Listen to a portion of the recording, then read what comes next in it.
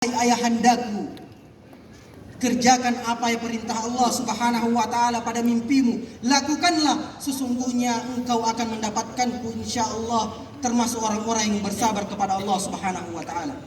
Jamaah sekalian dirahmati Allah Subhanahu wa ta'ala, coba kita berpikir masyarakat muslimin, apa yang membuat mereka harmonis? Apa yang membuat mereka bahagia? Jawabannya adalah mereka taat kepada Allah Subhanahu wa ta'ala dan sabda Rasulullah sallallahu alaihi wasallam. Sebagaimana mereka selalu mengucapkan sami'na wa ata'na, karena itulah mereka dipuji. Falamma aslama, ketika ayah dan anak itu menyerah kepada Allah Subhanahu wa ta'ala. Coba kita bayangkan apabila Nabi Ismail tidak mau tunduk kepada ayahnya. Ketika istri Hajar istri Ibrahim tidak mau mendengarkan Nabi Ibrahim, jangan sembelih anakku. Apa yang terjadi? Perceraian. Tidak terjadi sembelihan. Coba kita bayangkan apabila Nabi Ismail alaihissalam tidak mau disembelih, kemudian dia pergi, apa yang terjadi?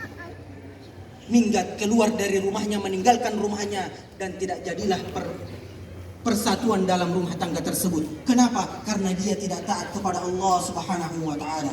Jamaah sekalian dirahmati Allah Subhanahu wa ta'ala, maka keharmonisan keluarga Nabi Ibrahim menjelaskan kepada kita bahwa untuk membangun hubungan hablum minan nas, untuk membangun hubungan ukhuwah, untuk membangun hubungan keharmonisan di antara keluarga, maka kita tetap harus menjalankan perintah-perintah Allah Subhanahu wa ta'ala. Oleh sebab itu Allah Subhanahu wa ta'ala berbicara tentang persatuan. Allah Subhanahu wa ta'ala berbicara tentang ukhuwah. Allah mengatakan wa'tasimu bihablillahi jami'an wa la tafarraqu.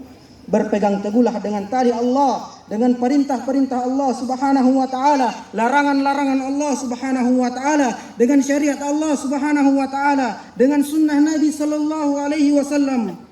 Baru setelah itu larangan untuk berpecah belah. Jamaah sekalian dirahmati Allah Subhanahu wa ta'ala, karena tidak mungkin terjadi persatuan tanpa taat kepada Allah Subhanahu wa ta'ala. Tidak mungkin terjadi persatuan tanpa mengikuti sunnah Rasulullah sallallahu alaihi wasallam.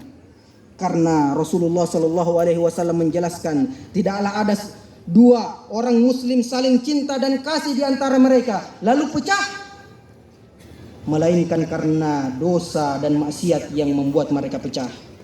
Jamaah sekalian dirahmati Allah Subhanahu wa ta'ala, oleh karena itu masyarul muslimin, Idul Adha ini adalah momentum kita untuk bersatu, momentum untuk menjaga ukhuwah, momentum untuk menjaga persatuan keharmonisan di antara kita, di antara keluarga kita, keluarga besar kita, kemudian terus menerus, baik itu RT, RW, kemudian kelurahan, kabupaten, kota, provinsi, dan dalam bernegara.